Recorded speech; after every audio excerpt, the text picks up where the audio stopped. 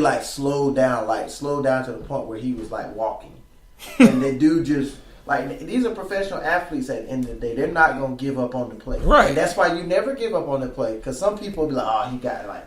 I'm gonna let him yeah, some people just jog. But you still need to run at full speed because you never know what the dumb idiot is gonna do. Yeah.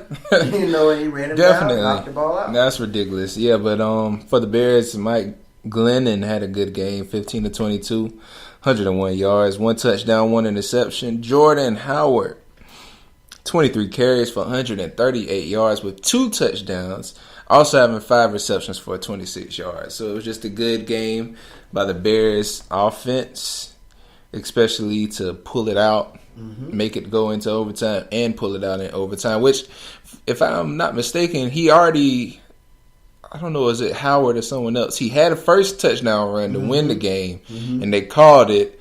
And when I saw that part, when they said his foot was out of bounds, didn't look out of bounds to me. It didn't look out of bounds to me, but then again, like it's kind of like people saying basketball, the ball don't lie. Yeah, because he did it again. The touchdown, so it worked out for Chicago. Regardless, Pittsburgh is 2-1. Chicago's 1-2. We both picked Pittsburgh to win that game. Yeah, and yet I've yet to see a blowout performance from Le'Veon Bell. Yeah, nothing. It's kind of like they're winning in spite of him right now. So I really don't know what's going on with Bell right now. I have no idea, man. No idea. The next game I'm going to get into is the New Orleans Saints versus the Carolina Panthers, which we both agreed on that the Saints was going to pull this one out, and they did, 34 to 13. Drew Brees, even though Drew Brees isn't having the best year, when it comes down to being a quarterback, you can't bet too many times against Drew Brees. And he had a good game this time, 220 yards and 12 completions with 3 touchdowns. And Cam Newton, really, I want to say that it was just more bad Cam Newton than good Saints. Cam Newton only pulled 17 for 26, 167 yards with 3 interceptions. Yeah, I really got to give it. Anytime you can take the ball three times away from somebody, you got to give their defense credit. Yeah, definitely. And everybody has a bad day here and there, but I still believe you got to give some credit to New Orleans defense to come out on the road already being 0-2 and then show up the way that they did, and they ran some really good offense too. The Saints did. So I don't know if they're gonna this will get them going in the right direction. I'm not sure yet. But it's better to be 1-2 than to be 0-3. Exactly. So that's just like I say. Anytime you're 0-3, same thing with the Chargers. That's a tough way to start the year to try to come out of that. But to go in there, I just felt that they would do what they did, and given the way that Carolina has looked, even though they were 2-0, it wasn't a strong 2-0. It wasn't convincing wins. Yeah. So, but I also have to say for the rookie Christian McCaffrey, he did have 101 yards receiving and 9 receptions. So it doesn't look like he's found a initial purpose as the sole running back, but he is being used and is actually still being effective as at least a receiving running back. So it's still a good performance all around. At least for him, Cam Newton succumbed to the Saints defense. And that's just to say the least in this game, which was a good game, 34-13, at least for the Saints. It was a good game. And, so Carolina's got a tough one coming up this week against the Patriots. So that's going to be a tight one, too. But we'll get into that later. The next game I have, which finished kind of in a controversial way, the Atlanta Falcons versus the Detroit Lions. You called that game, but it shouldn't have happened that way. What happened to Matthew? Huh? Oh, I still believe in Matthew. Why couldn't Matthew make the $1 million throw to beat the Falcons? He did. He did. The refs did not give it to him. By virtue of the rule book. Oh, here we go. He was down. By virtue of the rule. By virtue. How? How was he down? Somebody touched him? He wasn't in the end zone. If he slides head first, there's no virtue of the thing him being down. If somebody because people can fall and still get up and keep going if nobody touches him. So, what was it, 30 to 26, right? So I guess that meant the Falcons won. Now we'll give it to the Lions. They really played Atlanta tough. Matt Ryan didn't really have his best day. He didn't look too good, and I guess that's what gave Detroit the opportunities they had to hang close. And I actually thought, I said, "Oh, here we go, come back." Matthew is on the prowl, and then that little lion's roar turned into a little cat's purr. Ooh, no, you didn't. It was kind of like, ooh, wow, that Falcons kind of flew away with a victory. Yeah, now that part is true. The Falcons did fly away with a victory because, like you said, Matt Ryan struggled. Even though he pulled off 294 yards and 2 touchdowns, he gave another quarterback with 3 interceptions.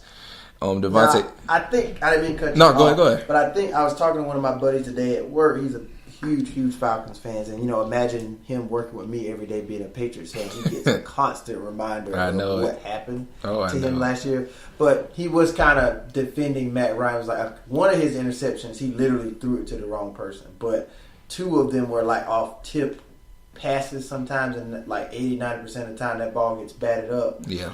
Most of the time, somebody's going to fall under for interception. But it's still interception at the end of the day. So still going to be on the stats. Still going to hit the stats. Devontae Freeman had a pretty good game at 21 carries for 106 yards, 1 touchdown. Julio Jones had 7 receptions for 91 yards. But my man, Matthew Stafford, in his losing effort, still had 25 for 45, 264 yards, 1 touchdown. And if it wasn't for the overturning by the refs doing all this technicality, he throw had the pass in the end zone. Don't throw it at the one. Make the guy try to fight. He did the right thing. He did the right thing. He didn't win the game, did it? That's not his fault. It's because of the refs. That's why you pay people the big bucks to make the big throws. He didn't make a big throw. He did exactly what he needed to do. The refs just didn't give it to him. Look, make a big throw. And like how you said something about the lion turning to the meow, you just said they just angered the cat. Just know that they just angered the cat. Okay, we'll see. I mean, the verdict is still out. I still don't believe in Matthew. That's all right. I don't. Good talent, strong arm, can play the position really well. You don't believe? I just don't believe in that guy.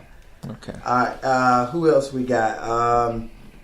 Very shocked at the turn of events in this game, Seattle versus Tennessee. I picked Seattle to win this game, and Moody picked Tennessee, which he was correct. Yeah. So this week Seattle scored more points, but still lost the game. What do you think about this? Honestly, when I can admit that when I picked the Titans, I wasn't totally certain on this.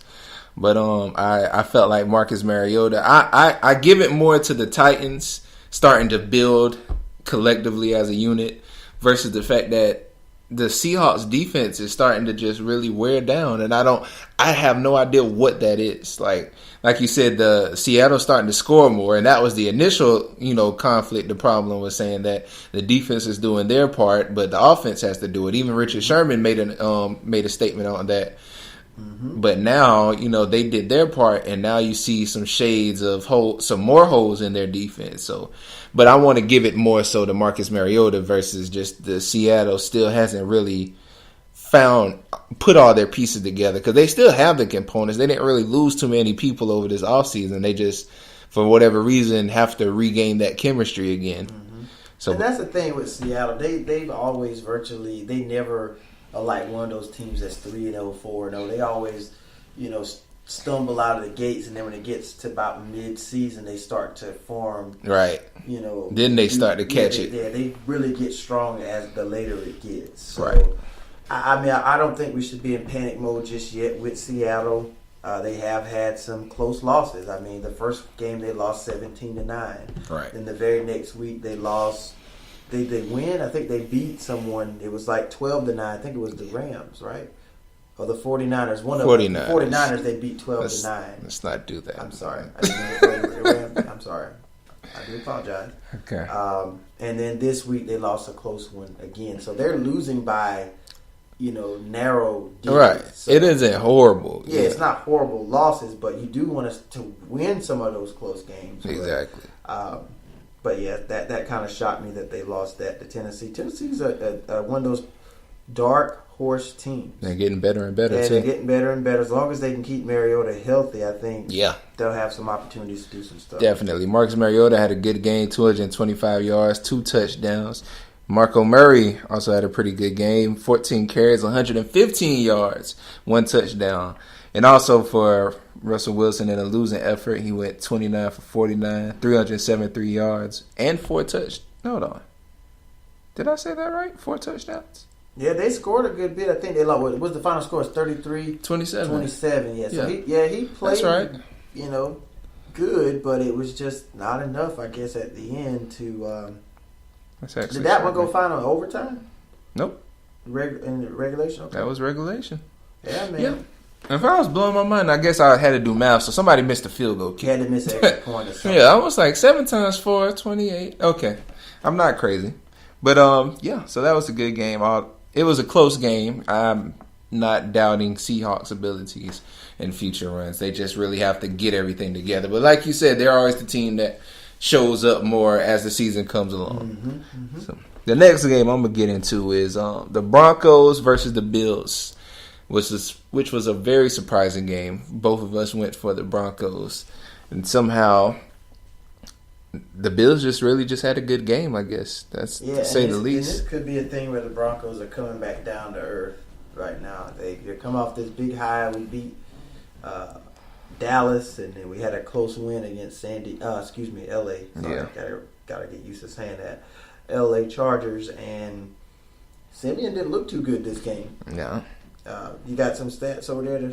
Yeah, definitely. For Trevor Simeon, he has 24 for 40, 259 yards, but threw 2 interceptions. There's been a lot of interceptions going on this week, at least. Charles did have a pretty decent game, 9 carries for 56 yards and 1 touchdown. But Tyrod Taylor had a great game, 20 for 26, 213 yards, and threw 2 touchdowns. And he's got a really good tight end in Charles Clay. He's been pretty much the go-to target, since Sammy Watkins is no longer there. Right. Sometimes a quarterback's best friend is the tight end. That's kind of like your security blanket. Oh, yeah. Kind of like how we see sometimes with when Romo was playing, how Witten was exactly his security blanket. Brady was Gronk. Peyton Manning was Dallas Clark back in those days. Yeah. Having just a good, reliable tight end is something really good to have. Phillip Rivers and Antonio Gates. Matt Ryan and Tony Gonzalez. Yep. Yeah. So Charles Clay is really doing some good things for Buffalo right now. Definitely. But yeah, they did get the win over Denver. So Denver's now 2-1.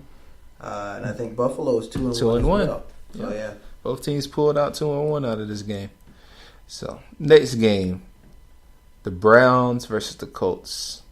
And you called it on this one. You definitely called this game. The Colts pulled out a win, 31-28.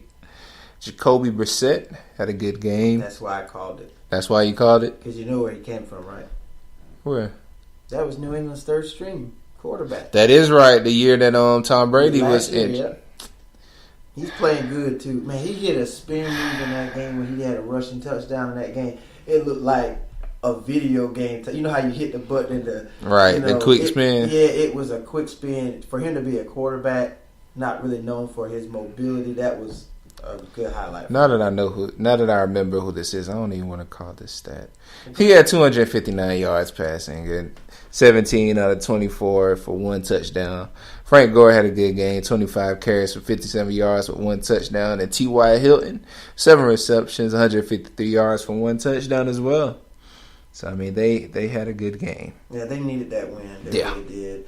I'm hearing that it could possibly be week 6 before we could even possibly see Andrew Luck again. He is practicing or scheduled to practice this week with the team, but he's definitely not going to be in the lineup for the next couple of weeks. So I guess they're really trying to play it safe when it comes to him. Hopefully they have a decent record by the time he gets back. Hopefully. To where he doesn't have to start from the ground up. Right. Definitely. When he gets back. And in a losing effort, Deshaun Kaiser, 242 yards, 2 touchdowns, but another quarterback with 3 interceptions. And most times you go 2 to 3 picks, you ain't winning.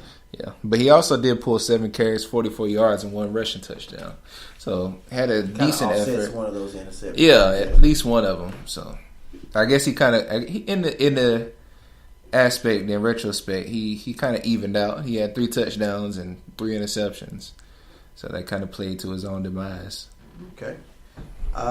So the next game I have the New York Giants versus the Philadelphia Eagles. We did know coming in this game the Giants were 0-2.